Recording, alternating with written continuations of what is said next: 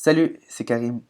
Aujourd'hui, on se retrouve pour la deuxième vidéo de notre petite série qui s'appelle Comment créer un jeu tic-tac-toe avec Python et Pygame. Et donc, comme vous pouvez le voir, j'ai ajouté une série de commentaires. Et donc, ces commentaires, je vous propose de passer en revue, de les passer en revue plutôt. Et on va commencer par ajouter l'événement qui correspond au clic droit. Donc, on va ajouter un événement qui va permettre de capturer le clic droit lorsque le joueur clique droit. On va obtenir la position de la souris. On va créer une condition si le compteur est pair ou impair. On va fixer les variables x, o et fixer le compteur. On va aussi initier la grille, afficher la grille dans la console et fixer les valeurs de la grille. Donc je vous propose de commencer dès maintenant par l'ajout de l'événement qui correspond au clic droit. Et donc on va dire si le type de l'événement est égal à pygame.mouse. Et donc cet événement, il permet de gérer tous les événements qui correspondent à la souris. Lorsque la souris est cliquée, entre guillemets, lorsque on clique sur la souris, cet événement va être vrai. Aussi, il faut aussi que que, que le bouton qui est pressé dans la souris soit égal au clic droit. Et donc c'est cette méthode qui va gérer ça, puisque cette méthode elle est issue de l'objet mouse et c'est une liste qui va recenser trois boutons, le clic droit, le clic gauche et la petite roulette. Et donc un indice 0, cela correspond au clic droit. Une fois que cela est fait, nous allons ici obtenir la position de la souris. Et donc pour cela, on va créer une variable position qui va être égale à pygame.mouse.getPose. Voilà, et cette méthode qui est encore issue de l'objet mouse nous permet d'obtenir la position en X et en Y de la souris lorsque l'on clique dessus. Donc pour vous montrer ça, on va print dans la console. Et donc comme vous pouvez le voir, on reçoit la position en X et en Y de la souris. D'accord. Une fois que ça est fait, on va attribuer la valeur en X et la valeur en Y à deux différentes variables qui vont être position X et position Y. Et donc la position X va être égale à la position en 0, donc qui va être égale à 486, 426, divisé par 200. Donc ça je vous montrerai après comment cela se passe.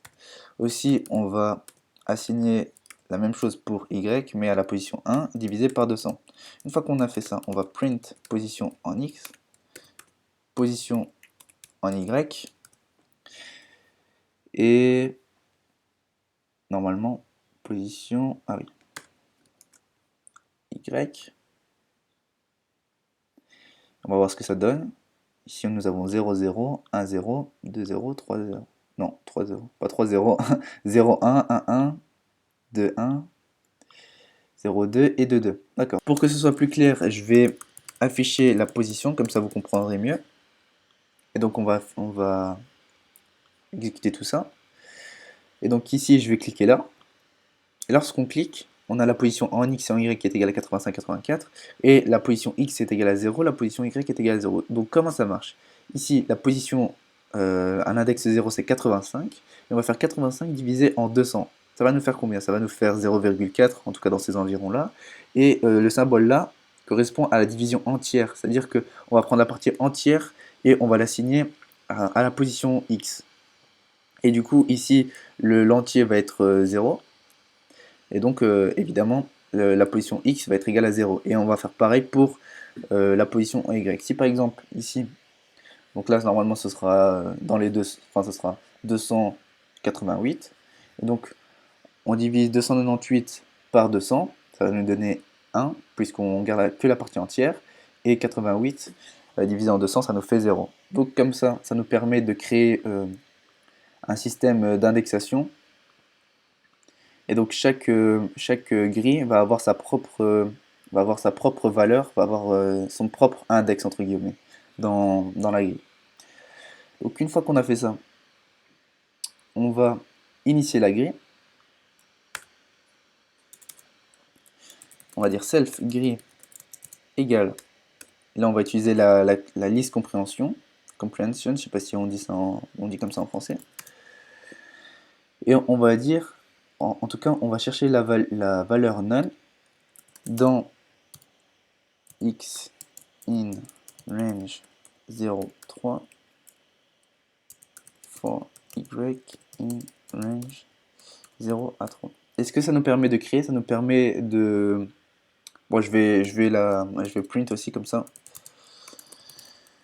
Comme ça, vous allez mieux comprendre. Print self green.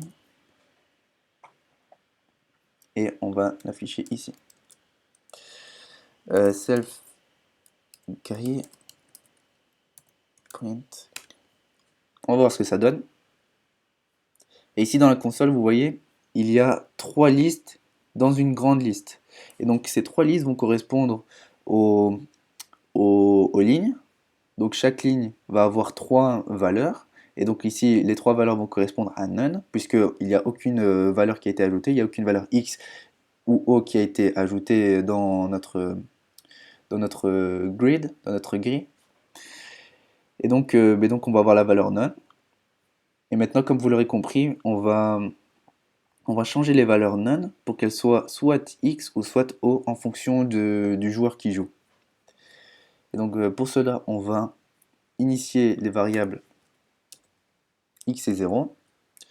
Donc player self player x égale à x. Oups, mise à jour. Self player o égale o. Aussi, on va fixer le compteur. Self compteur va être égal à 0. Et nous allons fixer la position en créant la méthode dans la grille. Donc on va faire def fixer la valeur.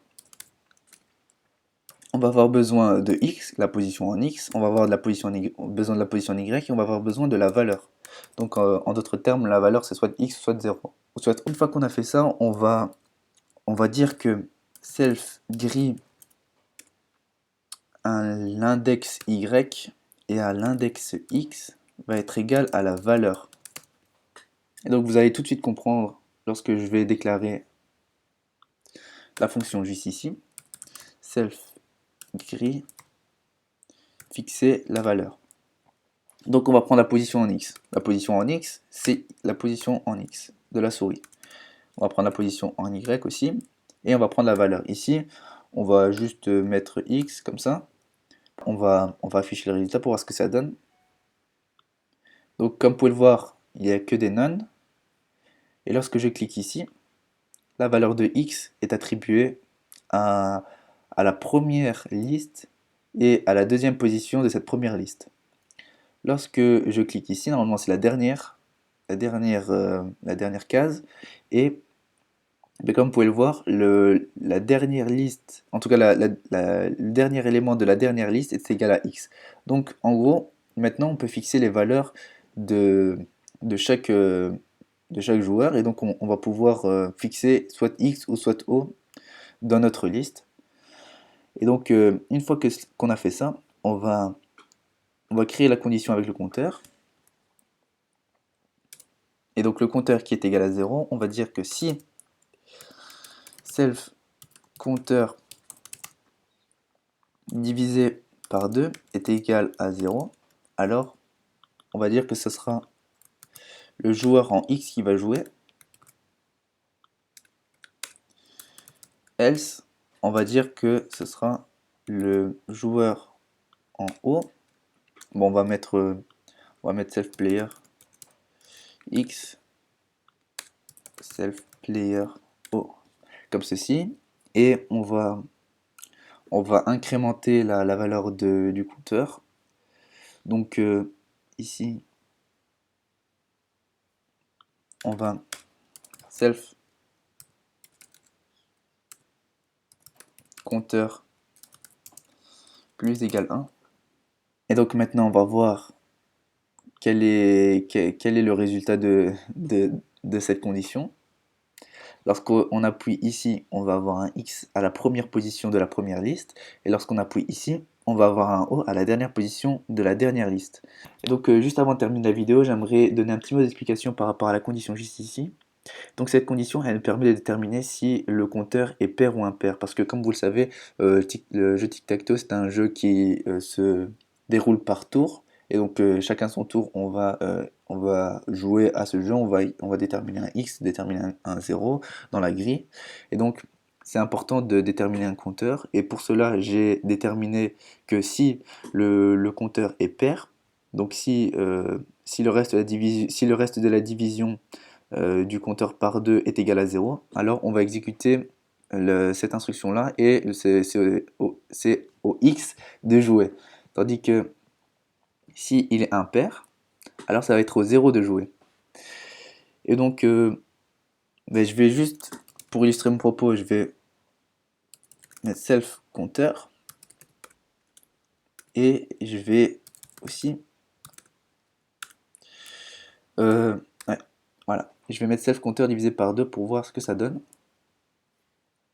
Et donc lorsque je clique ici, le compteur ici est égal à 0 et la division est égale à 0. Donc c'est un nombre pair et donc c'est au X de jouer. Si je clique ici, le compteur il est égal à 1. Pourquoi il est égal à 1? Parce que on a incrémenté la valeur du compteur et donc ça va être égal à 1 et 1 divisé par 2, il y a un reste. Et lorsqu'il y a un reste et qu'il est différent de 0, alors c'est un nombre impair. Et donc là si je clique encore une fois, le compteur est égal à 2. Juste ici, le compteur est égal à 2. Oups. Le compteur ici est égal à 3. Et donc, il reste le reste de la division qui est égal à 1. Et donc, c'est un chiffre impair. Et donc, c'est comme ça que je vais déterminer les tours. Et à peu près, je pense qu'on a à peu près tout fait. Et ben, je vous dis à la prochaine vidéo.